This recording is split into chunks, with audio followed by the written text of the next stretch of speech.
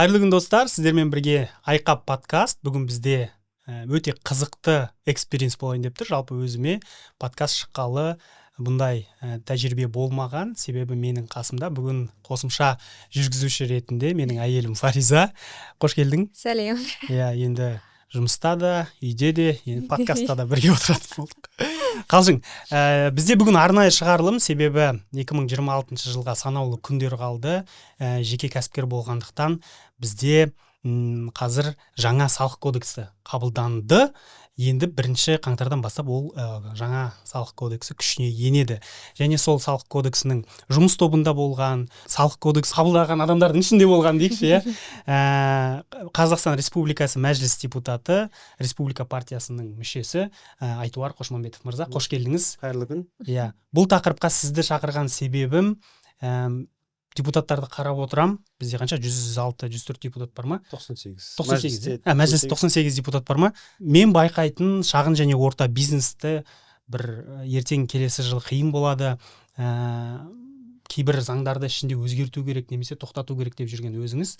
Сондықтан бірінші сұрағым, 2026 жылы шағын және орта бизнесті не күтіп тұр? Сұрағыңызға рахмет. Негізі келесі жыл оңай болады деп айта алмаймын. Тек қана шағын және орта бизнеске қатысты емес, бүкіл халқымызға бір сынақ жыл болады деген ойдамын. Ең біріншіден бәріміз білетін сол қосымша құн салығы НДС көтерілді. Ең кемінде сол 4%-ға барлық қымбаттайды. Оған дайын болуымыз керек. Ол енді факті, оны өзгерте алмаймыз. Ол жыл сайынғы инфляциядан бөлек тағы 4%. Әрине бөлек. Ол қосымша құн салығын көтеру себебі қазір бюджетте ақша жетіспеушілігі бар.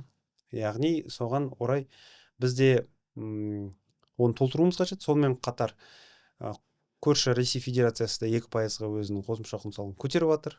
Ол арамыздағы саудаға әсерін тигізеді. Сондықтан енді заманға сай шешімдер керек. Бірақ ең қиын сұрақ бұл емес, өйткені қосымша құн салығы кезінде Қазақстанда 20%-ға дейін жеткен уақыттарда болған. Сондықтан бұл тек қана менің ойымша тауардың, қызметтің, жұмыстардың бағасын көтереді. Қалған нәрселерге былай тікелей әсері жоқ. Одан басқа айтып кететін нәрселер, енді инфляция деп айттыңыз өзіңіз. Президентіміз уақытша бензиннің бағасын, тарифтердің бағасын тоқтатып қойды. Бірақ ол да тоқтатқаннан кейін көтеріледі. Оған да дайын болуымыз керек. Ол да бір инфляция. Тоқтатқан жағдайда да көтеріледі. Тоқтатты. Временно тоқтатты. Иә, уақытша тоқтатты. Оның өзінің мерзімдері бар. 1 наурызға дейін, 1 сәуірге дейін деп өзінің тікелей тапсырмасы бар. Ол уақыт біткеннен кейін ары қарай бағалар тағы да өзгеруі мүмкін. Ең маңыздысы қазіргі таңда бизнес пен халықтың арасында, бизнес пен бизнестің арасындағы қарым-қатынастардың бұзылу мүмкіншілігі туындап жатыр. Оны енді толық айтып кететін шығармын бөлек. Сол мәселе, ол біріншіден бағаға да әсер етеді, екіншіден тұрақты өзінің кәсібін жүргізіп жүрген біздің қарапайым шағын және орта бизнес өкілдеріне тікелей әсері бар. Олар ертең жұмысын қалай атқаратыны енді белгісіз. Немесе бірнеше жолы бар, оны енді айта кетерміз. Бірақ басқа енді тек қана минустарды айтпай плюстарды бар. Негізі салық кодексінде өзін жұмыспен қамтығандардың жаңа салық режимі қабылданды. Ол кішкене ыңғайлы, ол да бар. Бірақ енді қазіргі өмір, қазіргі дүние ол өте лезде уақыт өте келе бәрі ауысып жатыр. Орысша айтқанда волатильность дейді. Волатильность бүкіл бағалар, бүкіл нарық бір күнде өзгеріп кетуі мүмкін. Әсіресе осы біздің Дональд Трамп президент болғалы бері, ол да өзінің бір твиттерімен енді дүниежүзілік бір экономиканы өзгертіп жіберетіндей жағдайда. Сондықтан бізде соған дайын болуымыз қажет. Осындай жыл келе жатыр. Негізі кәсіпкерлер, мемлекет болсын, билік болсын, ең кез келген бір рельске оңай түсіп кететін, әйтеуір бір жол табатын ол негізі кәсіпкерлер ғой. Өйткені мысалға сауда жүрмей жатса маркетингін көтереді, немесе тағы да бір өздерінің фишкалары, финттары бар кез келген істейтін. Өйткені оларға өзінің тауарын өткізу керек. Жалпы кризис келген кезде де айтады ғой, кризис келген кезде мынау кәсіпкерлер негізі ең мықтылары қалады деп. Бәлкім келесі жылда бір сондай сынақ келіп тұрған шығар шағын және орта бизнеске. бағана осы подкастқа келе жатқан кезде жолда сөйлескен болатынбыз. Бұл мынау вычеттарға байланысты, иә. Өйткені біздің кәсіп ол ірі кәсіпкерлермен де және шағын кәсіпкерлермен де тығыз қарым-қатынастағы кәсіп жүргіземіз. Және мына жақ енді біздің тауарды ала алмайды. Керісінше біз мына жақтан ала алмаймыз, өйткені оны жаба алмаймыз деген әңгіме ғой. Мынау кіші кәсіптерден оған байланысты қазір Фариза өзінің ойын қоса кететін шығар. Біріншіден вычет қазақша қалай айта берсін. Шегерімге енгізу үшін біз өзіміздің поставщиктерден документ сұраймыз. Әрине біздің поставщиктер, біз өзіміз МСБ болғандықтан, ол коробка шығаратын типографиядан бастап, базардағы ағайларға дейін, немесе кез келген өте ұсақ және өте ірі компаниялар болуы мүмкін, бізге қызмет көрсететін компаниялар, біздің кәсібіміз жүру үшін, жаңағы упаковка, товар, сырье, оның барлығы. Бізде не то, что общеустановленный режим оларда даже олар наличка сұрайтын адамдар да бар да арасында. Оларға біз ИП ашыңыз, ТО ашыңыз, бізге жабу керек деп айтқанымызға уже 2 жыл болды. Ал бұндай общеустановленныйға өтуге олар мүлдем келіспейтін біз алдын ала білеміз, де. Сондықтан бізге бұл жаңалық әрине өкінішті, өйткені бізге жаңағы доход минус вычет тең болады. Таза пайдадан 10% төлеу деген, ол біз үшін өтірік та, өйткені біздің вычетіміз 0 болуы мүмкін, 0-ге жақын болу. Сол үшін ол біздің доходқа дополнительный 10% болуы мүмкін. Осыған дейін 3% болса, немесе 6-8% болса, енді 10% болады. Сіздердің көрермендеріңізге қарапайым мысалмен айтып берейік, әйтпесе түсінбей қалатын мүмкін. Сіз енді кәсіпкерсіз, біз де түсінеміз, бірақ көрермендер түсінбеуі мүмкін. Енді қарапайым мысалмен бір ірі компания бар, мысалы Қазмұнайгаз деп айтайық. Ол өзінің жұмысын қамтамасыз ету үшін көп нәрсе сатып алады. Судан бастап, үстелге қоятын қағазға дейін, және де үлкен ірі нәрселерді алады. Бірақ, мысалы, майда шүйделер, ұсақ түйектерді алған кезде, оны кішкентай ИП-ден алуы мүмкін. Мысалы, су деп ойлайық. Суды құятын компаниялар өте көп. Ал енді ол компания ИП болса, ертеңгі күні Қазмұнайгаз осы ИП-дан ала алмайды. Осыған қазір салық кодексінде шектеу қойылып жатыр. Ал егер сіз ойласаңыз, мен ірі компания маған ешқандай әсері жоқ деп, жоқ, ондай емес. Ірі компаниялардың барлығы Қазақстанда 155 мың осы жалпы режимдегі компания басқа майда компаниялардың қызметтерін немесе тауарын алады. Ал 400 мың ұсақ ИП-лар сол ірі компания сатады, қызмет көрсетеді.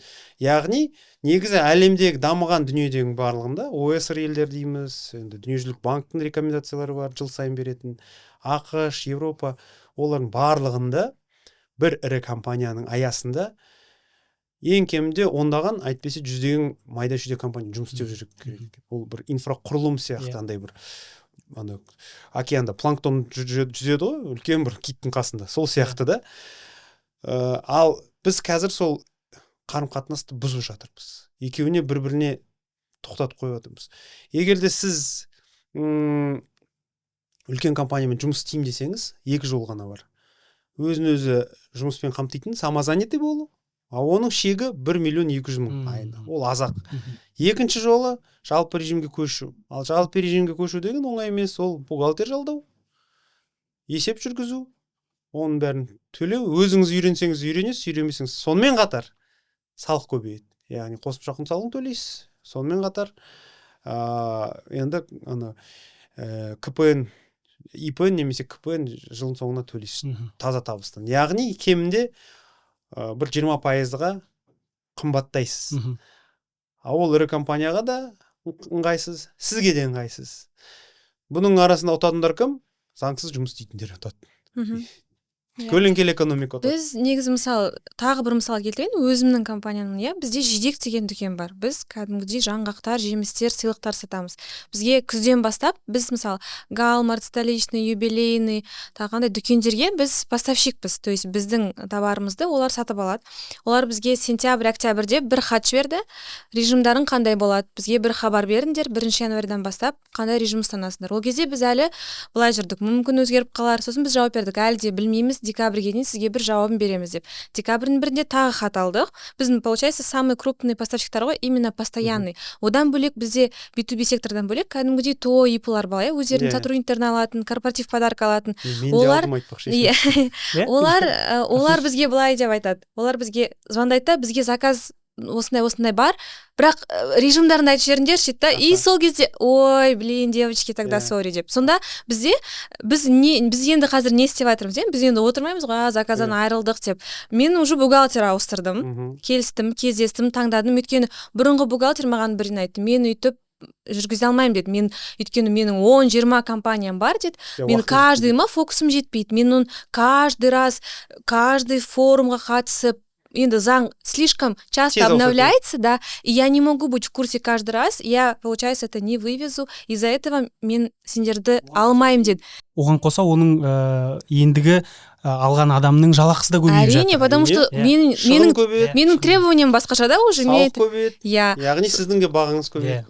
И ол маған бірінші мен бухгалтер ауыстырдым, екінші біз енді по-любому общеустановленныйға өтеміз деп шешім қабылдадық жаңа бухгалтермен. Өйткені біз санадық, осы 2025-те қанша доходтың проценті бізге именно ТО ИПлардан түсті. И мы понимаем, что мы не можем просто так 30-40%-тен айырылуға. Бізде тек қана 50-60% физиктар, қалғандары юрлицолар. Сондықтан әрине біз соған бел будық. 1 қаңтардан бастап біз общеустановленныйға өтеміз. Бірақ енді менен сұрайды бухгалтер, сіз бағаңызды бірден дұрыстап алыңыз деді. Өйткені сізде кем дегенде ол там чистый прибыльдан біз еще жаба алсақ, вычет, ол жақсы дегенде 8-9%-қа нетеміз, бірақ бәрібір 10%-ке сразу өсіріп алыңыз. Одан бөлек қазір еще фотқа да салықтар көбейді да бізде. Сондықтан бәрібір қазір бірінен бастап бағаңызды сразу дұрыстап алыңыз, ертең чистый прибыль просто сізде қалмайды деді. И мен түсінемін, что қазір маған соған отыру керек, 2 апта арнау керек, бағаны көтеру керек. И соңында к чему мы придем? К тому, что клиент саны азаю мүмкін да, өйткені ой, у вас дорого дейді, кетіп қалады. Немесе жалпы халықтың жағдайы да төмен түседі, өйткені оларға қымбат болады. Әрине біз нан емеспіз, сүт емеспіз, первый необходимость емес. Сондықтан біз уже түсінеміз, что 2026-ның годовой обороты мүмкін даже аз болуы мүмкін, чем 2025. Өте дұрыс айтып жатсыз. Негізі біріншіден сізді айтып кетейін, мен сіздердің клиенттеріңіз екен, есіме түсті. Өткен жылы жаңа жылға да алған, маған да сыйлаған. Мынау жүрген сіздің продукцияңыз, әдемі әшекеленген. Сіз Астанадан алдыңыз ба? Астанада біз 1 жылдай болды ашылғанымызға, Алматыда өткен жылы жаңа жылдан алынған. Сол үшін күшті екен. Барлығын рахмет. Ал екіншіден өте орынды сөздер, түбінде бәрібір халыққа тиетін нәрсе. Ал халық сіз айтқандай ең бірінші қажет нәрселерді алады қазір, үнемдейді. Яғни ол дәрі-дәрмек, бірінші тамақ, ет, сүт, қалған бәріне шегеріп қойды. Ойбай, отпуск, киім дегендерді қоя тұрайық дегендей жағдайға душар болады. Ал ол жағдай не үшін пайда болды? Біздің экономикамыздың өсуі, халықтың әл-ауқатының өсуі, біздің салықтың өсуі мен инфляцияның өсуімен тең емес. Яғни экономика өсіп отыр, әрине, бірақ инфляция одан тез өсіп отыр, өкінішке орай. Жеп қойып жатыр, сонда? Оған енді кері әсер өте көп, тек қана былай біздің үкіметке ғана сын айту енді орынсыз, өйткені оған әсер ететін басқа елдер де бар. Ресей Федерациясы, Қытай, Америка Құрама Штаттары, өйткені олармен тауар айналымы өте үлкен. Оларда мысалы курс өзгерсе, басқасы бір нәрсе өзгерсе, қазір енді соғыс болып отыр, білесіз. Оның барлығы бізге әсер етеді. Біз егер күшейгіміз келсе, енді түбінде бәрібір шағын және орта бизнесті көтеруіміз қажет. Неге десеңіз, кез келген дамыған елде ВВП-ның 50%-дан көбісі, бюджеттің басым бөлігі келетін жер ол шағын бизнес. Ол деген, мысалы Қазақстанда 20 миллиондай адам бар болса, соның 4,5 миллионы шағын және орта бизнесті істейді. Бұл өте үлкен сан. Өйткені әр отбасында, мысалы сіздерді бір бизнес бар, ол асырайтын 3-4 адамды асырайды. Ол мысалы сіздің фирмаңызда жұмыс істейтін адамдар бар. Ол әр қайсысына үлкен көмек және де болашағын жоспарлай алатындай нәрсе да. Шетелде одан да ары кеткен, олар отбасылық бизнесті ұрпақтан ұрпаққа беріп жатады. Бізде ол неге дамымаған? Өйткені сіз өте орынды айттыңыз. Салық кодексі тұрмақ, басқа заңдар қалай тез өзгереді. Мен өзім депутат болып отырып байқамай қалам. Мен де кәсіптен шыққан адам, менің ойым, егер біздің кәсіпкерлер мықты болса, конкуренция мықты болса, елімізден атып шығатын, елімізді көтеретін азаматтар көп болды. Ал ең кемінде ондайлар шықпаса да, еліміз нық орында тұрған экономика болып тұр. Кеше сіз тәуелсіздік мейрамына құттықтау жазған кезіңізде сөйтіп жаздыңыз ғой, тәуелсіздіктің негізгі принципі ол шағын және орта бизнес, шағын орта таптың көп болуы дегенді айтқыңыз келді ғой сонда. Иә, дәл солай. Орта тап дегеніміз ол бір өзінің табысын жоспарлай алатын, өзінің бұл өмірдегі орнын білетін, яғни қай жеріне пайда тиеді, білімі бар, сапалы бір қызмет көрсете алатын, өз орнын тапқан азаматтар ғой негізі. Тек қана қаржы жағынан емес. Бұлай өзінің психологиясы жағынан да мен өзімді осы елмен байланыстырдым. Бұл жерде өмір сүрем, басқа жаққа кетіп көшкім келмейді. Бала шағамды осы жақта өсірем. Орта тап деген сол ғой. Сол үшін олар нық тұрған, енді еліміздің болашағын жоспарлай алатын, жасай алатын азаматтар. Сондай адамдардың, халықтың саны көп болған жағдайда ол мемлекеттің тұрақтылығы, мемлекеттің дамуы мықты болады деген. Мемлекеттің саясатында жүргізетін сол халық. Шын айтқанда былай, енді үлкен халықтың саны көп. Халықтың басым бөлігі, енді білмеймін 90% ба, 70% ба, қазір салықтың өзгеріп жатқанын білмейді енді, расын айтқан кезде. Біз талқылап жатқан нәрсе оларға жат, олар ондай қиын қисыңдарды андай білмейді. Білетін, енді сол орта тап кәсіпкерлер, енді бір мемлекеттік қызметкерлер, ғылыми андай интеллигенция, бір творчестводағы адамдар, олардың саны қанша? Қарапайым қара халық, оның шын айтқанда уақытта жоқ зерттейтін, өздерінің жұмыстарын істеп жатыр, бітті. Ал нақты айтқан кезде осы реформалар қарапайым халыққа тікелей тиеді. Қазір ол мүмкін министрлік, үкімет бәрін өткізіп жатқан шығар. Қаңтарда күшіне енгеннен кейін, 1-2 айда жұмыс істей бастағаннан кейін шектеулердің бәрі енген кезде, сол кезде халық сенеді да, сұрайды, неге өзгеріс болып отыр? Бір кездері есіңізде ма, осы бір 2-3 ай бұрын ба, бір трецте бір қатты бір не болып кетті ғой, өршіп кетті ғой, осыған байланысты. НДС деп айтты, бірақ бәрі вычет деп айтқандар аз. Менің ойымша ол нақты сол кездегі болған нәрсе, ол бір заказуха, қолдан жасалған нәрсе. Өйткені мен өзім іштей халықтың ішінде ондай бір өршіп жатқан сезген жоқпын. Өйткені ол НДС сезу үшін ол алдымен баға көтерілуі керек. А ол көтерілген кезде ол келесі жыл ғана көтеріледі. Қазір көтеріліп жатқан баға оған байланысты емес. Ол тек қана бір адамдардың бір ожидание дейді, күтеді, о баға көтеріледі екен, кішкене дайындалуы мүмкін. Ал оған байланысты емес. Сол үшін бір қазір өршіп жатқан мысалы B2B анау, бұл нағыз шын мәнінде түсініп жатқан азаматтардың сұранысы. Иә, бізде 2 апта қалды, жаңа жылға бізде уайымдап жатырмыз деген сөз ғой. Дәл солай. Көп адам білмейді. Мен кеше өзім мысалы үлкен блогерлермен де кездесіп қалдым. Соны айтам, сіздерде қалай ИП ма, ТО ма, қалай жұмыс істеп жатырсыз? Түсіндіріп айтты, былай онда передача түсіреміз. Сіз істей алмайсыз ғой десем, неге істей алмаймыз? Сөйтіп бір 3-4 миллион подписчиктер бар блогерлерге де түсіндіріп айттым. Деп таңғалып қалды. Соны айттым, рилс түсіріп беріңіз енді сол үшін. Халыққа айтыңыз, сіз өзіңіз ғана білмей, басқалар да енді қараңыз, Айтуар мырза, жалпы министр, қазір ол жақта енді Жұмангариннің кураторлығымен жасалып жатқан дүние, осының барлығы, бұның барлығын көріп тұр. Жалпы енді олар да ақымақ емес, былай айтқан кезде түсініп тұр.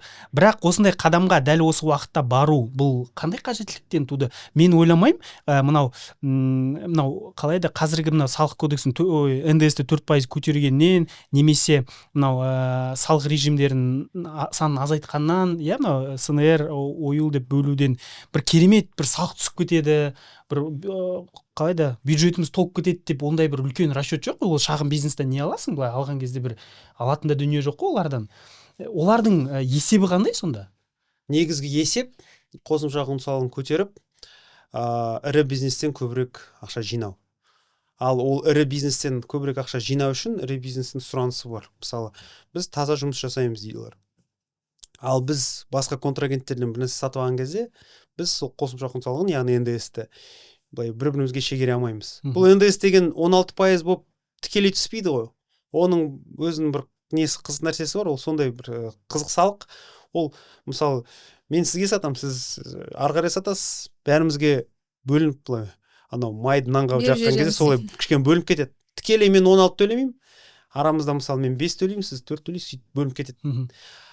соның ірі бизнестің сұранысы айтады, біз салық төлеуге дайынбыз, көбірек төлеуге дайынбыз, бірақ сіз НДС-ті сквозной қылып бәріне бірдей қылыңдар деп. Ал оны істеу үшін соны әдейі андай не істеп жатыр ғой, андай запрет қойып жатыр. Санын азайтып жатыр, Иә, 45 миллионға түсіріп. тек қана сол жалпы режимдегі компаниялар ғана ірі бизнеспен жұмыс жасасын деп әдейі шектеу қойып жатыр. Негізгі жоспар сондай.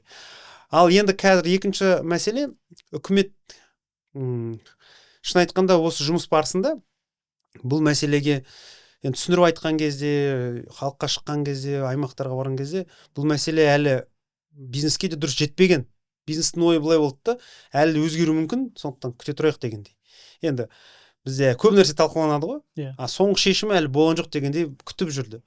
Ал бизнес тақалған кезде, мысалы желтоқсан айы келген кезде түсінді да, өз ойларын, пікірлерін айтып жатыр. Енді үкімет қате жасағандарын түсінді деп ойлаймын. Бірақ артқа қадам жасау оңай емес, және процедуралық моменттер де бар. Өйткені салық кодексіне өзгеріс енгізу үшін өзінің талаптары бар. Ол талап орындау үшін ұсыныс беру керек, оны мәжіліс қарау керек, сенат қарау керек, ары қарай президент қол қою керек, ол күшіне ену үшін жарты жыл керек. Өз заңда сөйтіп жазылған. Немесе президенттің мораторийі қажет, ол да болуы мүмкін, бірақ қазір қарап отырмыз, ондай болмайтын сияқты. Енді бүгінде осы ұлттық экономика министрлігінің бірінші орынбасары Амрин мырза айтты, әзірше B2B-ға біз рұқсат бермейміз, жарты жыл көрейік дегендей. Бірақ менің ойымша өте қиын жарты жыл болуы мүмкін, өйткені бизнес өзінің кәсібін жоғалтқан азаматтар, өзінің нанын жоғалтқан азаматтар, ол басқаша андай сұрақ қояды, басқаша өзін-өзі. Енді немесе енді радикальный жолға көшіп кетеді деген ой. Сондай қауіп бар, сол үшін бізде бұны былай үкімет жаман, халық жақсы деп көтеріп отқан жоқпыз. Біздің негізгі талабымыз қателерімізді түсініп, өзгертейік, басқа жолын табайық. Біздің ұсынып жатқан жолдар бар, ол жолдармен жүрсек, табыс 2-3 есе көбейеді. Бюджетке түсетін, бюджетке түсетін. Бірақ шектеу болмайды, жұмыс істей бересіздер. Мысалы, бизнеспен бизнес жұмыс жасаған кезде, оған бөлек ставка жасайық. Мысалы, қазіргі 4% емес, 6% жасайық. Сонда табысты көбейеді. Специальный налоговый режимді сондай емес. Соны әлі именно бизнес-то-бизнеске қолданған жоқпыз біз. Соны бизнес-то-бизнеске шектеу қойып тастадық. Қалғандарына рұқсат берілді. Сол мәселе болып тұр. Қалай ол маслихат шешетін?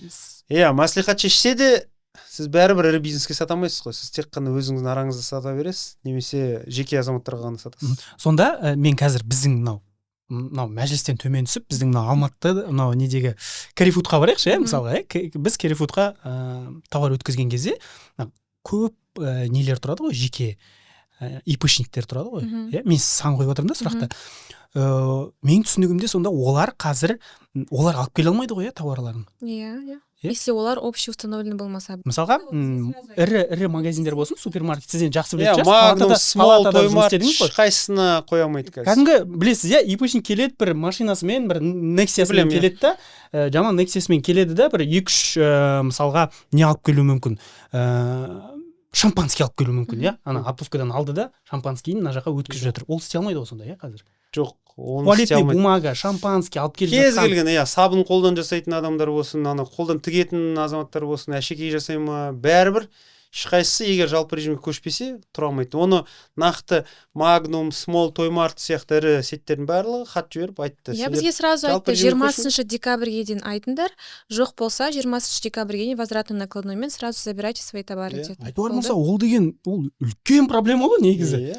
Мен қазір просто бүйтіп, масштабы енді түсініп мен былай ойлаймын да, негізі как будто полки должны быть в супермаркете тогда вообще пустые, потому что, или немесе, наоборот, ұсақтары өледі, ірілер үлкейеді да, сондай болады да компаниялардың. Қазіргі заманның трендтері сондай болып отыр, қазіргі біздің Қазақстан сол ірілер өседі, кішкентайлар қиналады деген. Ал тағы да бір тренд, енді базарлар, көлеңкелі экономикасы бар жерлер, олар бәріне рұқсат бере береді. Мысалы, мынандай қызық нәрсе айтайын. Темекі енді бұрыннан бері сатылып жатқан нәрсе. Акциз енгізді, маркировка енгізді оған. Сол енді сол күшейген сайын, керісінше шетелден арзан темекілер пайда болды, подпольный. Мысалы, ол бұрын жоқ етін, қазір бар. И оның бағасы 2-3 есе арзан. Оны біздің үкіметтер білмейтін сияқты да. Негізі ол контрабанда, таза контрабанда. Соның жауаптысы болатын еді негізі. Ал біз керісінше андай ресми жұмыс істейтіндерге көп көңіл бөліп күшейтеміз да. Бейресми істейтіндерге андай заңсыз, нағыз криминал. Олар өсіп отыр. Осыған неге көңіл бөлмейміз? Осы қызық маған. Біз Соларды жапсақ, соларды кішкене реттесек, бюджет те көбейетін еді. Жұмыс орындары да ресми болатын еді. Біз оларға күшіміз жетпейді. Енді кеденге біз кезінде ескі Қазақстанда да күшіміз жеткен жоқ қой негізі кедендегі мәселелерге. Қазір де мүмкін соған байланысты шығар. Енді жалпы мен көңілім толмайды сол мәселеге. Енді қарапайым, нағыз өз еңбектерімен жұмыс істеп, сіздер сияқты салық төлеп жүрген азаматтарға тиісеміз да. Бірде-бір тиын төлемей, оны сіздікінен әрине арзан болады тауар. Сіз мысалы ресми әкелсеңіз, анау әшейін ол жуылған ба жуылмаған ба қайдан алып келген нәрсе, оның несі срок өтіп кетпеген ба, оны ешкім білмейді. Арзанға сатады да бітті. Халықтың да талабы басқаша болу керек. Біз негізі бізде идеология әр адам, әр азамат салық төлейтіндей бір өзін бір мен Қазақстан азаматымын, мен үлесім салық төлеп жатырмын дегендей болу керек. Бірақ мемлекет тарапынан да олқылық бар, шын айту керек. Ол төленген салық қалай жаратылып жатыр? Бір жаңа бордюрді, одан да жаңа бордюрге мотивация жоқ вообще салық төлеуге. Содан кейін сен төлегеннен кейін, мысалы мен де өзім жеке басым төлеймін ғой. Айлығымнан қанша кетіп жатыр енді. Бірақ кейде ойланасың, қайда кетіп жатыр ол ақша? Енді жарайды, Астанада тұрған азаматтарға, Алматыда тұратындарға кішкене көрінетін шығар. Қарт азаланып жатыр. Ал шет жаққа барып, ауылға барып көрші. Не бар ол жақта? Бір жағдай жасалып жатыр ма? Содан кейін сіз айтып жатқан магазиндерге, шағын кәсіпкерлерге әсіресе ауыл аймақтарда қиын болады. Мысалы, бір ТЭЦ или ГРЭС болсын да, бір андай үлкен бір завод болсын. Теміртау сияқты қалада тұрады да, или басқа бір вообще айдалада. Оның қасында бір магазин тұрады. Енді ана компанияның магазинін аламайтын болады. Не істейді? Компания қиналады. Оны мысалы Астанадан или Алматыдан алып келу үшін логистикаға ақша біраз кетеді. Сосын осы сөзіңізден тағы бір әңгіме шығады. Мынау дивидендтерге байланысты, иә. Өйткені қазір енді біз амалдап, мысалға бағанағы ипаш маған налог кіліп бер деп тұрған адам ғой. Соған біз өзіміз ақшамызды шешеміз да, апарып береміз енді. Ал енді келесі жылы біз шешек десек, біз дивиденд төлейміз тағы да. 5%. 5%. 5 или 15 да? 15 егер асып баратса. Қанша миллиардтан ба асып? Білмеймін, лимиттарын білмеген. Сондай өзінің Сонда 10-20 миллионға дейін болса, тогда 5%. Сонда 100 миллионға дейін дивиденд тағы төлейсің, одан кейін бағанағы 8% салығыңды өзің СНР-іңдегі салығыңды тағы төлейсің. Сонда 2 рет салық төлейтін болып тұр ғой кейбір жағдайда, иә? Сол дивиденд туралы былай қысқаша айтып кетейін. Негізі дивиденд деген ең өзің жұмысыңды атқарып, бүкіл айлығы үшін салық төлеп қойғаннан кейін НДС бәрін төлегеннен кейін жылдың соңында ең тәтті ақшаң ғой, сен таза табысың. Таза табысың. Оны алған кезде бұрын осы жылға дейін қандай заң болатын? 100 миллионға дейін ала бересің, ешқандай салық төлемей. 100 миллионнан асса, онда 10% төлейсің. Мен ұсыныс бердім. 100 миллионға дейін салықсыз болсын, 100 миллионнан асса 5% болсын деп. Кішкене кішірейтін. Өйткені дивиденд төлейтін компаниялардың бәрі олар енді 99% заңды істейді деген ойдамын. Өйткені ол ақшаны көрсетпей-ақ былай-ақ шығарып жіберуге болады, жолдары бар. Бірақ менің қолдауым жоқ, өкінішке орай. 5% қылды, оны 5%-ды 1 миллиардқа дейін 5%, 1 миллиардтан асса 15% болып кетеді. Енді өкініштісі енді халық көбісі дивидендті көрсетпеуі мүмкін. Осы жерде нақтылай салайыншы, 1 миллиард ол жалпы шешетін сумма ма, немесе жалпы оборот па? Жоқ, шешетін сумма. Нақты дивиденд. Енді ол ірі компаниялар. Онда оған әлі алса екенбіз. Ол бір адамға. Мысалы, учредитель 4 болса, әрқайсысына бөліп 4 миллиард болады. Иә, сондай. Сол өкініштісі керісінше біздің үкіметте халықты заңды жұмыс істеп, заңды салынды көрсетіп, заңды дивидендтерді көрсету деген андай бір стимул жоқ. Мысалы, сіздер не үшін көрсетесіз? Сізге қызық емес. Енді ешқандай айырмашылық жоқ, бәрібір одан тағы да салық төлеу керек. Сол үшін білмеймін мен енді. Бұл негізгі саясаттың барлығы әшілесе салықтағы саясат. Жеке азамат ИП ашу үшін, кәсіпкер болу үшін, кішкентай кәсіпкер, орта кәсіп, ірі кәсіпкер болуға стимул андай Болу жол бойы мемлекет тарапынан бір андай месседж болу керек та, өн күшей, мемлекеттің партнері бол, сонда біз саған жағдай жасап береміз дегендей. Өкінішке орай ондай жоқ. Бұл біздің елде әлі ондай түсінбейді. Біздікі сол бұрынғы кеңес одағының қанаушы бір не да стиль. Ақша таптың ба, ал бере кел. Жоқ, бірақ егер де шынымен де мен былай ойлаймын да, чисто вот гипотетически, если барлығы общеустановленныйға өтсе, барлығы шынымен өтсе, и таза пайдадан біз шынымен 10% төлесек, вообще easy. Ну, мысалы, бізде там оборот бір магазинде бір қаланікі 100 миллион болса, оның расходы 80 миллион болса, 20 миллионның 10%-ін төлеу 2 миллион. Әлде қайда спокойно это можно сделать. Но бізде қалай? Біз 100 миллионға 10% 10 миллион төлейміз. По факту мен ертең білемін қалай болатын, потому что біздің расходтарымыздың 80%-і жабылмайды, не то что общеустановленныймен. Бұл сұраққа да кішкене көңіл бөлейікші. Қызмет көрсетуде оларда вообще ешқандай шығын жоқ.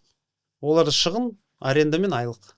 Услуга еще басқаша. Біліммен ғана жұмыс істейді. Услугада и оларға мысалы қазір НДС 16 болып кетті, қымбаттап кетті. Плюс еще ана басқа бизнеспен жұмыс істемейді. Андай B2B-ге шектеу бар.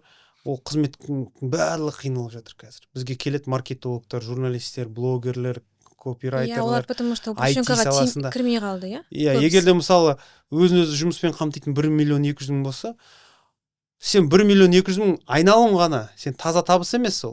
А сен одан мысалы біреуге қызмет көрсетіп, шығындарың жоқ бәрібір.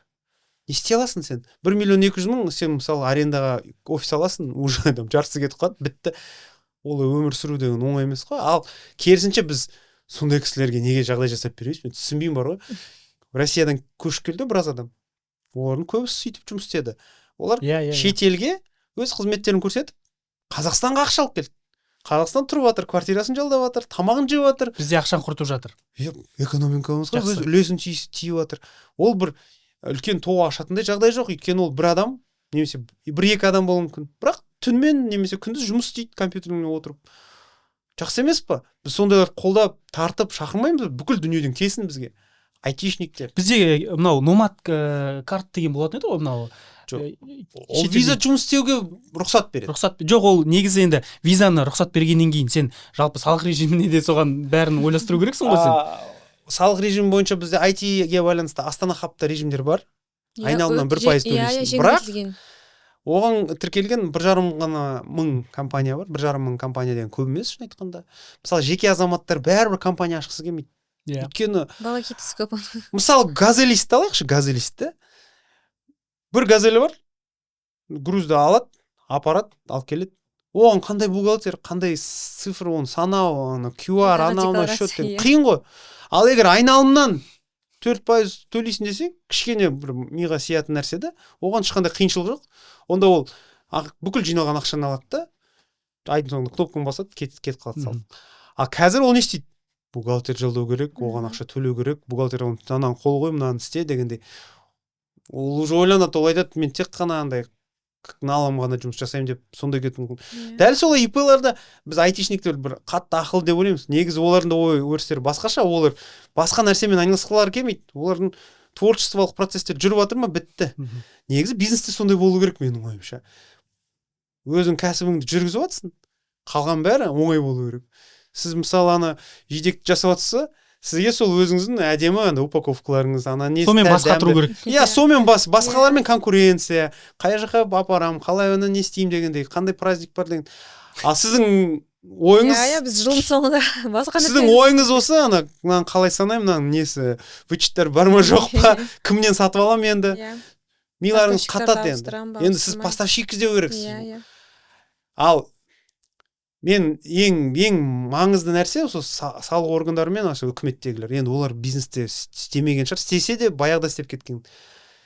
Ең маңызды осы бизнесте өзінің сенің партнер поставщиктарың мен клиенттерің.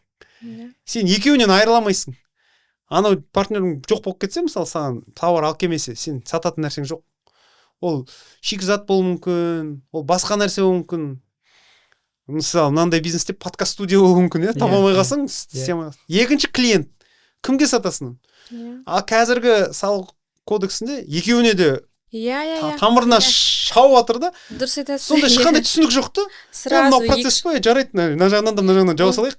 Как будто Өзің чтобы бизнес просто не существовало. Иә. или екеуіне де бағасын көтересің. Но как сен ойланшы, сен олай сен бір күнде клиенттеріңе айта алмайсың, мен бағам 30% өсіп кетті. Иә. Потому что 15 Клиенттер маған өсті, 15 сен- маған өсті. Иә.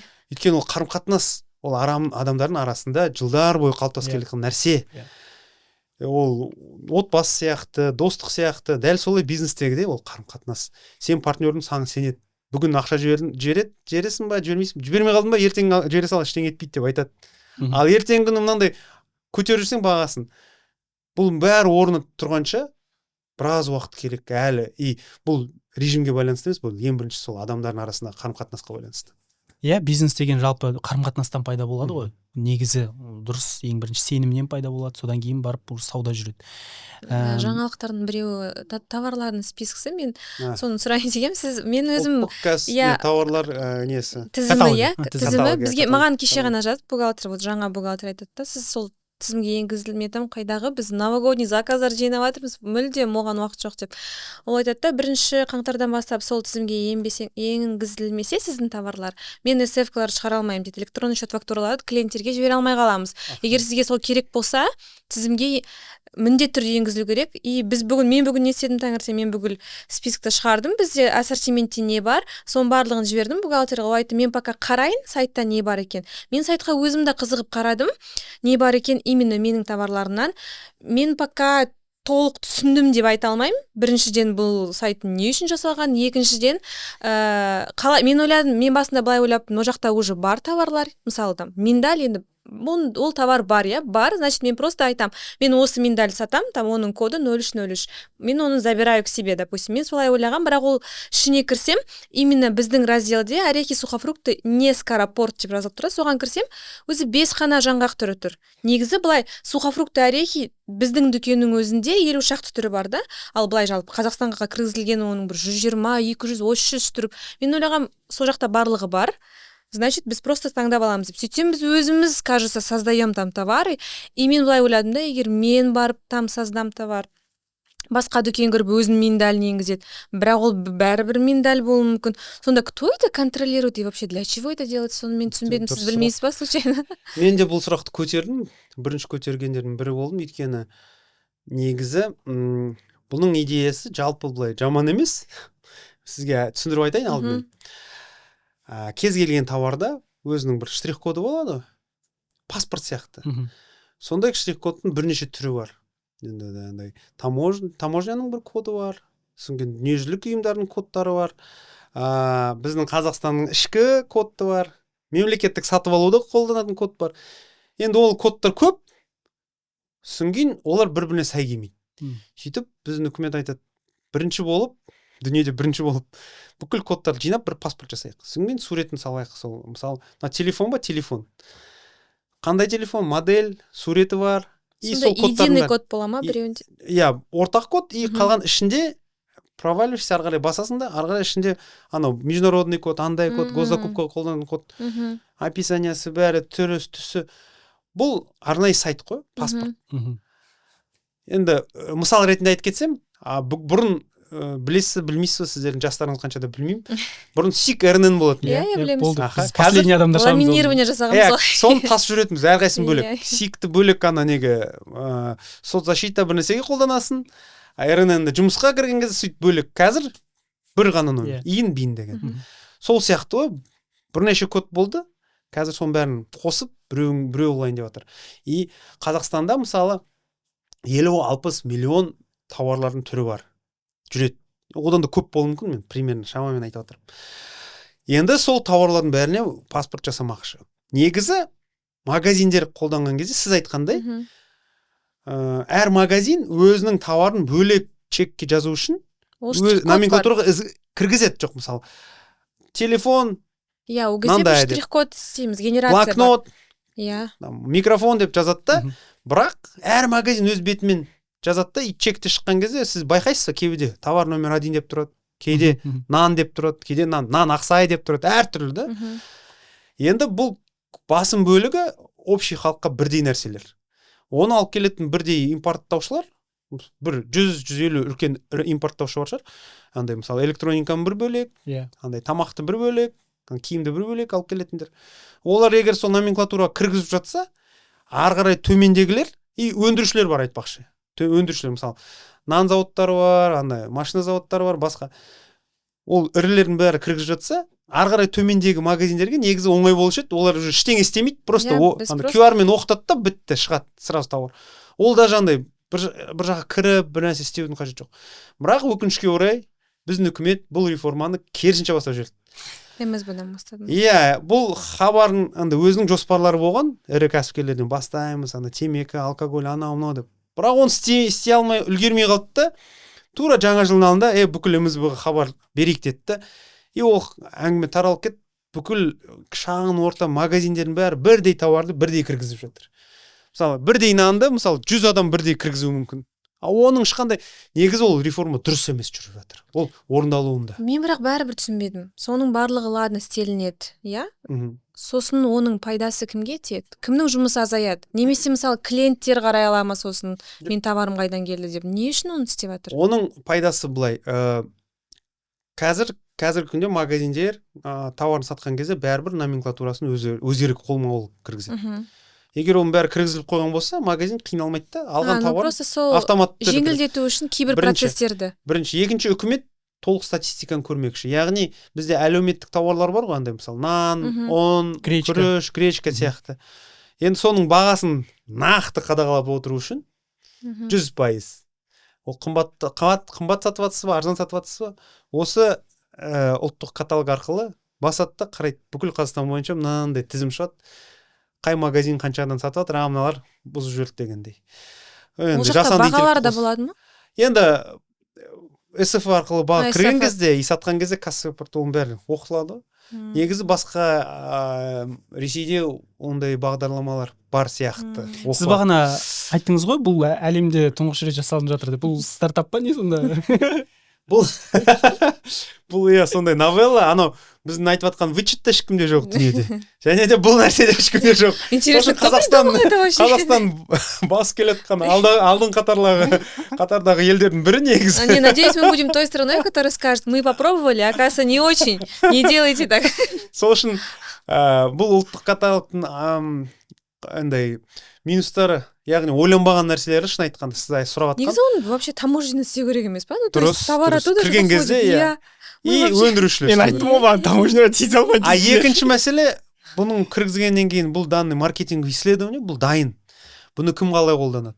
Біз, мысалы, сіз қандай товар сататыныңыз, ол сіздің коммерческий тайнаңыз ғой. Мысалы, басқа конкурент алады да, мен тоже түсінбедім, қалай ол баға барлығы если будет прозрачно. Вот видите, ол коммерческий тайна, и оны сақталып қала ма? Иә. Біздің өзіміздің телефондарымыз бәрі кетіп қалды ғой, сетте сатылып.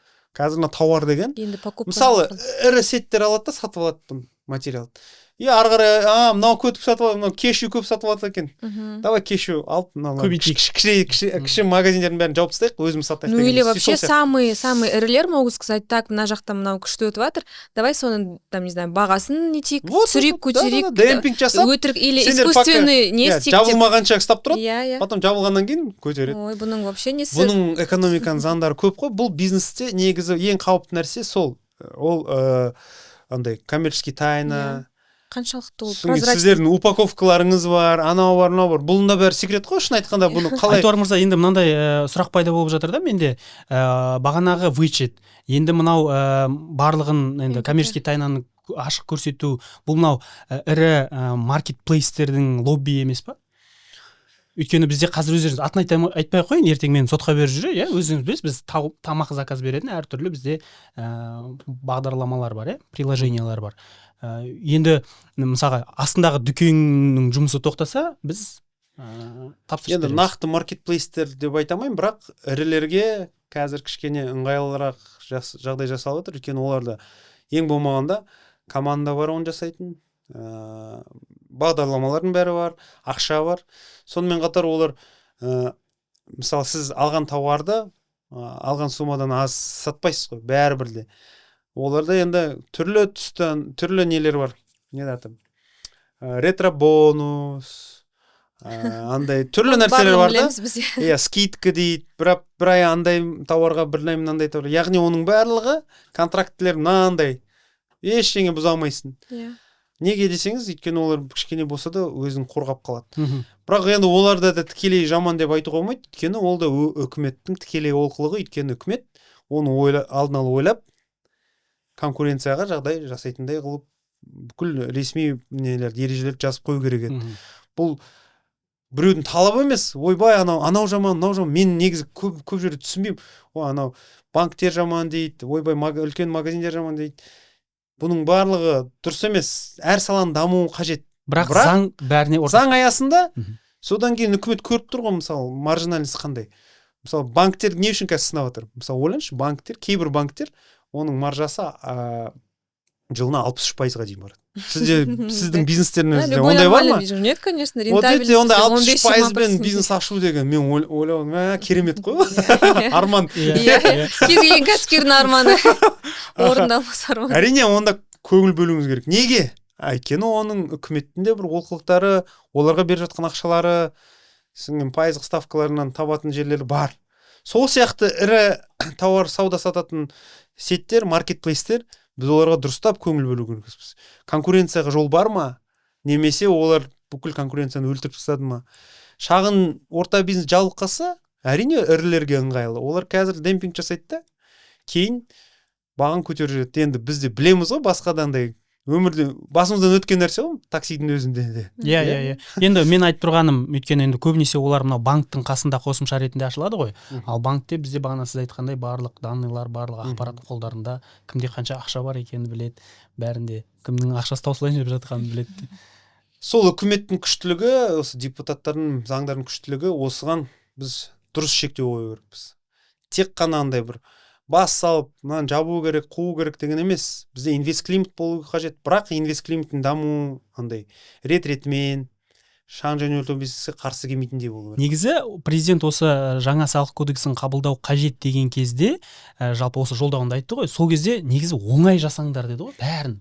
Оңай болсын дегенге келтірді ғой. Сол кезде мен қатты прям бүкіл жаңалықтарды тыңдап, бүкіл заңдарды білем деп айта алмаймын, бірақ сол кезде вроде говорили про автоматизацию процессов. Мен бір налоговый специалист айтып жатқан естідім, мүмкін ол айтты да, біз платформалар жасаймыз, чтобы кәсіпкерлер, әсіресе ұсақ кәсіпкерлер кіріп тік деп басып, автоматически расчеттар шығып, оплатить болды. Сонымен бухгалтерда керек емес дейтіндей істейміз дегенде естідім мен, бірақ қазір бізде наоборот.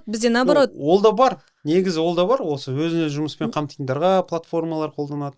Бірақ ол дополнительный платформалар. Кабинет салықтың ішінде емес, немесе банк. Жоқ, ол әркімнің ИП-нің счетында болмай ма? Жоқ, қараңыз. Банкта. Түсіндіріп айтайын. Жалпы режимге болмайды. Өйткені ода кішкене қиыншылықтар. Понятно, вычет. Енді біз оңайтылған режиммен өзін-өзі жұмыспен қамтитын режим бар, самозанятый. Оларға арнайы мобильді қосымша бар. Тіркелесің. Айналымнан 4% төлейсің, оның 2% пенсияға түседі, қалғаны салық. Яғни 2% өзіңе түседі, өзің пенсияң. 2% енді мемлекетке салық ретінде төлейсің. Болды, ол бәрі реттелген. А ол приложение именно мемлекетпен контролируется. Мемлекет. О жақтағы расчеттарға жауап береді, то есть. Бірақ ол самозанятыйға ғана байланысты. Ол 1 миллион 200 мыңға дейін тек қана сол 60 кәсіп түрлері ғана. Ну, жылдық оборот получается почти 10-15 миллион теңге. 15 миллион теңге. Ал платформаларға одан басқа, мысалы анау Найми.кз, Каспи, Яндекс, басқаларда жұмыс істейтіндер де соған платформа арқылы тіркеліп, уже анау үлкен платформаның өзі салық төлейді сен үшін. Бұл өте ыңғайлы, потому что ондайлар тоже өте көп. Екінші, ана сіз айтып жатқандай, салық органдары бүкіл отчеттарды 30%-ға қысқартады. Бұл да ыңғайлы. Негізі отчеттардың көбісін жалпы алып тастауға болатын еді. Енді цифровизация дейміз ғой қазір.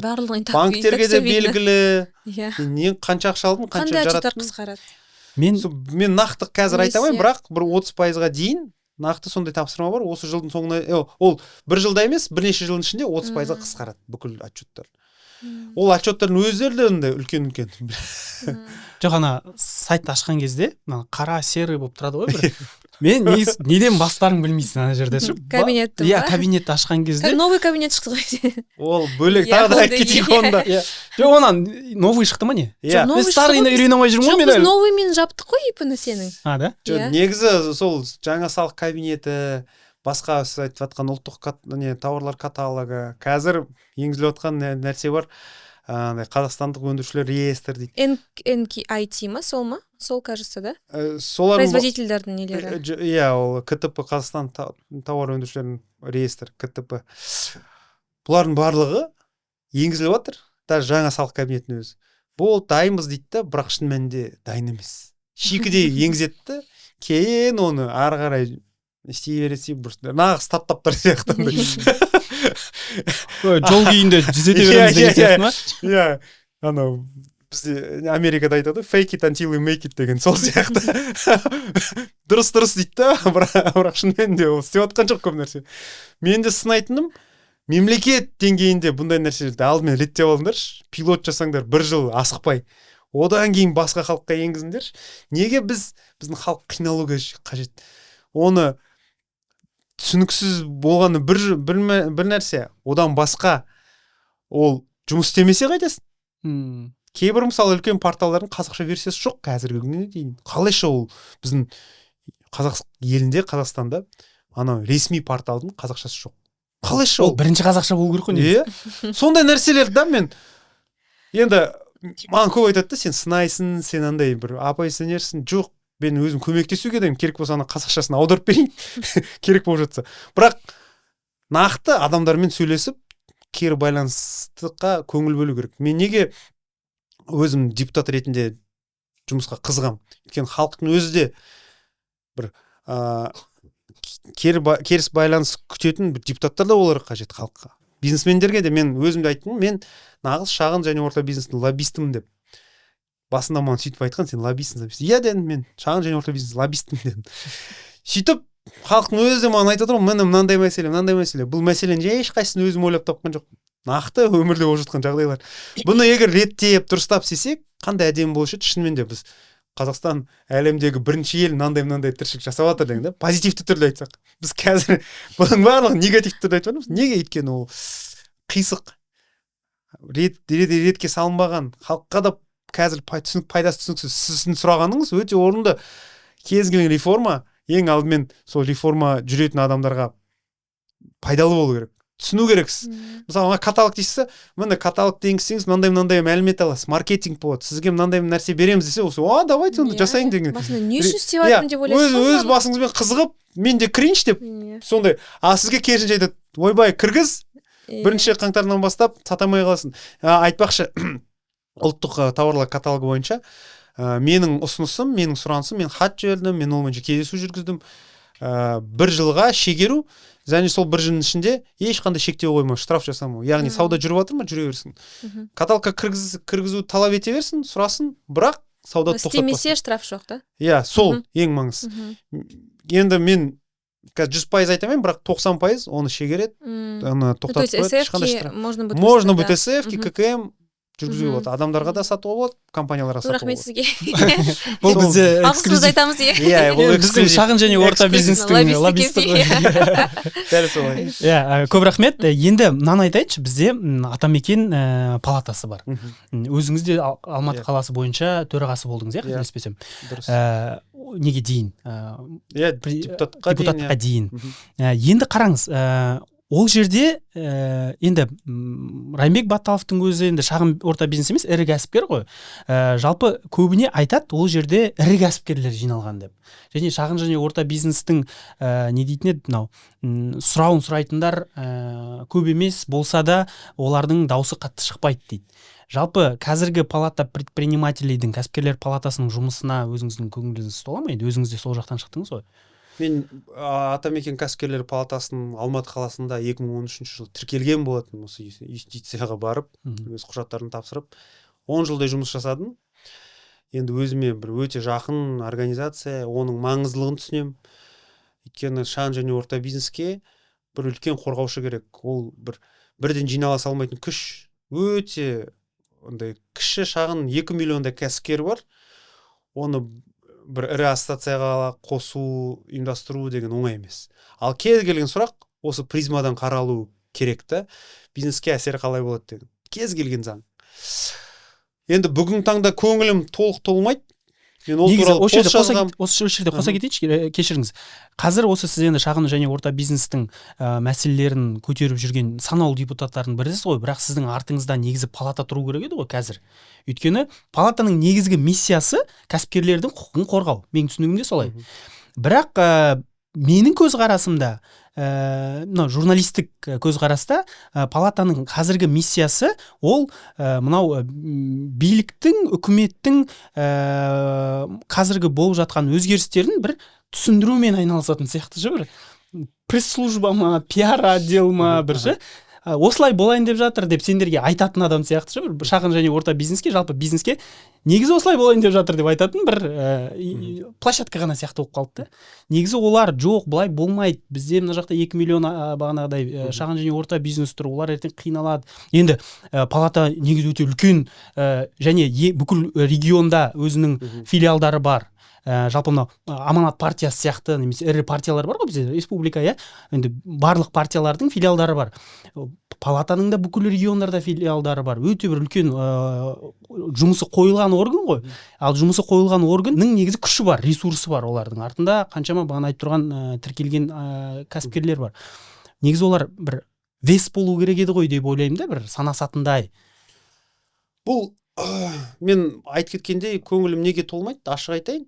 Мен бұл туралы постта жазғам. Енді Атамекенде болып жатқан біраз енді сынайтындай жағдайлар бар. Өткенде бір жиналыста олар өздерінің электрондық бір платформаларын ұсынды. Яғни бір бизнеске арналған бір Каспи, Егов сияқты бір ыңғайлы мобильді қосымша. Байланысты, мобильді қосымша жоқ, ол жалпы әшейін бүкіл сұрақтардың бәрін ішіне талқылай алатындай. Мен сол бойынша сұрадым. Сіздер 2016 жылдан бастап бүгінгі күнге дейін бір 8-9 рет осындай платформа жасаймыз деп андай пресс-конференция бересіздер, информация, презентация жасасын. Қайда ол? Көрсетіңдерші деп депутаттарға көрсетуді сұрағам. Өкінішке орай маған ондай керіс жауап берді. Қанша ақша жаратқанымыз сізге андай сізге көрсетпейміз, бұл бағдарлама істеп жатыр, кешіріңіз деп маған сөйтіп жауап берді. Әрине көңілім толмады. Содан кейін мен кішкене андай басшылықпен де байланыстамын негізі. Бірақ сұрадым, неге сіздер маған дұрыс жауап бермейсіздер? Неге халыққа бұл платформаны көрсетпейсіздер? Істей ма? Істемесе айтыңыздар, істемейді деп. Бізде неге Айтуар мырза осы үкімет болсын, әкімдіктер болсын, осындай институттар болсын, бір нәрсе айтса, біз бағдарлама жасап жатырмыз, бір приложение істеп жатырмыз деп, неге соны айта береді? Білмеймін. Содан кейін енді ақша игерудің бір жолы ма? Соңына дейін айтайын енді. Одан кейін мен сұратқан құжатымда андай тексеріс, андай ревизиялық комиссия солардың барлығы нәтижелерін бермеді. Бірақ бұқаралық ақпаратты шығып кетті. Бір блогер жариялады. Әрине мен оны оқып қарасам, енді сынайтындай заттар көп.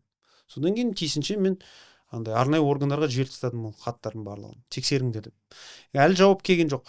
Бірақ енді ең басты сынайтын қоғамдық ұйым, Атамекеннің қоғамдық ұйым. Ол ашық болуы тиіс.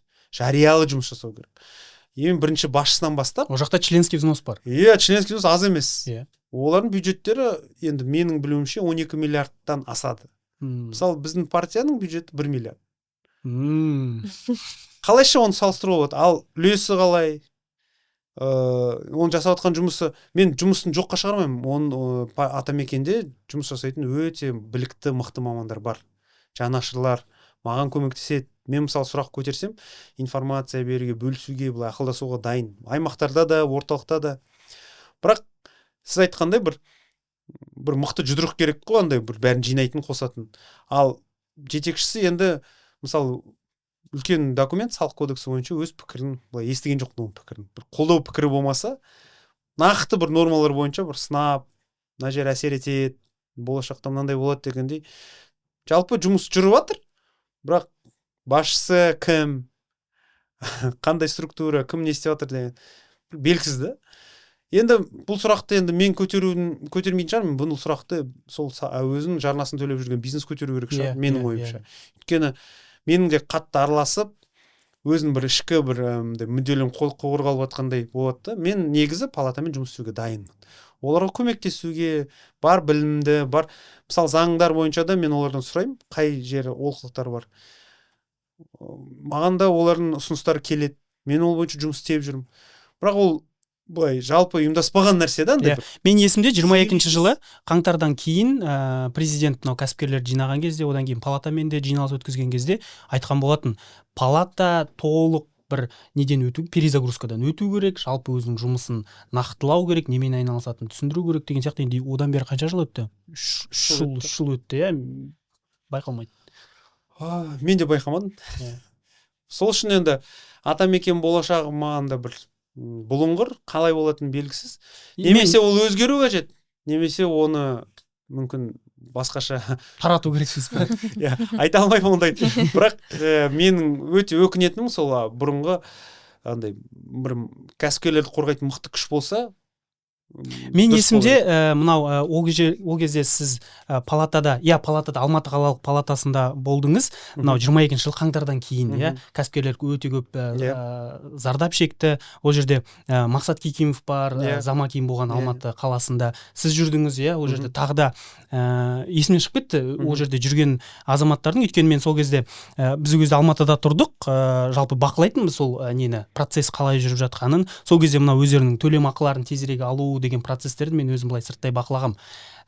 Сол кезде негізі өте тез, жылдам мәселені шешіп берген кез болды. Нағыз сол қаңтар кезінде біз өзімізді көрсете білдік. Өйткені біз 1680 кәсіпкерге 16 миллиардтай ақша өтемақы төлеп шықтық. Оның 14 миллиардты егерде мемлекет тарапынан болса, 2,8 миллиард ол спонсорлық қаражат. Біз өзіміз іздеп, сол сіз айтып жатқан тұлғалардың бәрін бірге тауып, кәсіпкерлердің сұрақтарын жаптық. Тіпті анау Дворец Республикаға 3000-дай адам жинап, сол правила ережені түсіндіріп, бұл сол ережені жазған бірден бір тұлға мен, бас прокуратурамен бірге, экономика министрлігімен бірге өте үлкен жауапкершілік. Бір жылдың ішінде түгел жауып тастадық. Кейбір аймақтар 30-40 адам жардап шекті, олар әлі күнге дейін жаппаған. Мысалы біз соның түгел жаптық. Нағыз сол негізі қаңтар оқиғасы кезінде де біраз үлесіміз тиді. Атамекен кәсіпкерлер палатасының ешқандай билігі болмаса да біз 4-5 больницаға андай тамақтандыру қамтамасыз етіп, бірнеше полиция учаскесіне нан, ақшамен жабылған кезде басқа компания тауып, резервті түрде нанды, ұнды тауып, бензин тауып, қала бойынша нанды жүргізгенбіз. Банк карточкаларын, банкоматтардың бәрін сынып жатқан кезде оларды ауыстырып, енді үлесіміз болды. Сол үшін мен айтарым, Атамекен кәсіпкерлер палатасының рөлі негізі мықты болған. Сол халінде сақтап қалсақ, кәсіпкерлерге де пайдасы тиетін еді. Өкінішке орай, қазір ондай емес. Ол қаражат мәселесі емес, ол жалпы идеология, менеджмент мәселесі. Сырттан енді депутат ретінде мен көмектесуге, әрдайым көмектесуге дайынмын. Атамекен болсын, басқа ұйымдар болсын, кәсіпкерлікке пайдасы тиетін болса, халыққа пайдасы тиетін болса, әрине жұмыс істеуге дайынбыз. Бірақ енді бұл халде, бұл түрде Атамекеннің енді білмеймін болашағы қиындау деген ойдамын. Иә, бұл енді Атамекен енді кәсіпкерлік, шағын және орта бизнес жалпы кәсіп жайлы әңгіме айтып жатқан кезде Атамекен туралы сұрамай кету меніңше ол дұрыс емес сияқты. Жалпы бүгінгі подкастымыз бір осындай бір ритмде өтті. Сіздің сұрағыңыз бар ма, Фариза ханым? Қалып қойған әңгімелеріңіз, сіздің бір айтылмай қалған әңгімелеріңіз болса, біз ұмыт қалдырған мәселе болса. Енді соңғы бір сұрақ қояйын. 2026 жылы шағын және орта бизнес не істеу керек? Қалай аман қалу керек енді? Аман қалу үшін не істеу керек? Басында сіз айтып кеттіңіз ғой. Бизнес деген өз жолын табатын, әрдайым бір су сияқты, бір андай тамшылап, тесіп болса да табат жолын. Сондықтан менің ойымша кәсіпкерлер мықты, білікті. Дайын болған кезде қазірдің өзінде енді салық кодексін оқып дайындалу қажет. Бухгалтер тауып. Енді қорқудың қажет жоқ. Әрине болар нәрсе болды. Енді бізде қазақта айтады ғой, көппен бірге көрген той дегенде. Сол өкінішке орай енді жағдай қиын, бірақ қаңтармен салыстырған кезде, пандемиямен салыстырған кезде, басқа да 90-шы жылдармен салыстырған кезде бұл енді ондай қиын емес шығар. Сондықтан не болса да дайын болайық, көрейік, біліктілігіңізді көтеріңіздер, бірігіңіздер. Ол Атамекен, басқа біреу партия деп ешкім сіздің мәселеңді шешіп бермейді ғой. Ешкім кінәлі емес. Мен нақты айтарым, кез келген топ бірге отырып күшейеді. Ол бизнесте де мысалы кооперация, коалиция деген нәрселер бар. Бірге жұмыс атқаруға болады. Және де саясатта да солай. енді өзім партиямды бөлек реклама жасамай ақ қояйын, бірақ бізде кәсіпкерлікті қорғайтын азаматтардың біріміз, маған жекеге жазсаңыз да болады. Бірақ менің ойымша қазіргі заман сол бірігудің заманы. Келесі жылы осындай бір ассоциация құру, бизнес-клубтар, сондайдың уақыты келіп жатыр. Тезірек информация бөлісіп, мысалы бір бухгалтер бірнеше компанияға бөлісіп дегенде, сондай уақыт келіп жатыр. Сонымен қатар адаптация заман дегенде адамдар тезірек бейімделіп, информациядан қорықпай, өзінің жолын түзетіп, былай өзінің жүріс-тұрысын түзетіп, андай қатты бір уайымға кетпей, реакциясы дұрыс болу керек. Қазір заманда сондай ғой, мысалы өмір деген біз бір күнде көретін видеолар мен фотолар, өткенде бір исследование оқым, 70-ші жылдар бүкіл өмір бақи көрмеген екен адамдар, бір өмірінде көрмеген нәрселер екен. Сонда біз бір күнде сондай ақпарат көп, информация көп, бүкіл дүниежүзінде не болып жатқанын білесің. Сол үшін оған фильтрда болу керек. Қатты негативке кетпеңіздер. Мен енді өзімде жеке басым шын айтқанда кәсіпкермін. Енді қазір кәсібімді арнайы депутат болғандықтан бердім оны доверительный управленияға. Бірақ мен де сіздермен бірге бұның бәрін кезіп жатырмын, көріп жатырмын. Енді не болса да әйтеуір басымыздан өтер. Бірге болайық. Ал болашақта ұсыныс ретінде біріккен кезде біз мемлекетке, үкіметке өзіміздің повесткамызды, өзіміздің ұсынысымызды беруіміз қажет. Салық кодексі мынандай болу қажет дегендей талап етуіміз қажет. Біз тек қана бізге келіп түскен бір заңдарды ойбай мынаны істемей қойық, мынаны созайықшы емес. Керісінше кәсіпкерлердің сұранысы мынандай, болашаққа деген ұсыныс мынандай деп тізгінді өзіміздің қолымызға алуға болады деген сондай бір күшті позицияда болайық кәсіпкерлер ретінде. Жақсы, рахмет сізге, уақытыңызды бөліп, үкімет отырысынан кейін бірден осында келіп отырсыз. Көп рахмет. Сізге рахмет. Бүгін осы арнайы кәсіпкерлер туралы, салық кодексі туралы болғаннан кейін шақырып алдым сізді. Көп рахмет, көмектесіп. Нағыз практик ретінде күшті сұрақтар қойдыңыз.